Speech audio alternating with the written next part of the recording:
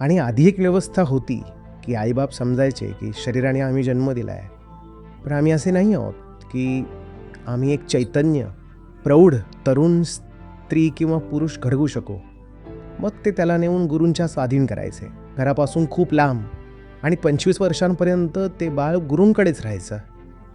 यामध्ये मला थोडी नम्रता दिसते की आईबाप हे मान्य तरी करायचे की आम्ही याला मोठं नाही करू शकणार. आता तर काय चालतं, आईबापच गुरु आहेत, देव आहेत. गुरु तर गुरु, देव आहेत. जगभरातील आईवडिलांचं जे काही वैफल्य आहे, त्यांना आयुष्यात कुणी मान देणारं नसतं, कोणी त्यांचं ऐकणारं नसतं. शेवटी त्यांना घरात एक छोटासा जीव मिळतो, मग ते जाऊन त्याच्यावरच स्वारतात. कोणावर आमचं चालत नाही, पण हा जो 4 वर्षांचा आहे याच्यावर तर चालतं ना. त्याला दाबून ठेवतात, मग तो दबूनच जातो.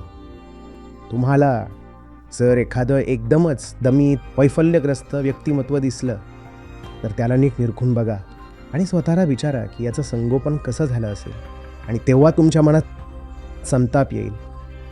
अशा पालकांसाठी ज्यांना संगोपन करता येत नाही पण जन्म देऊन रिकामे.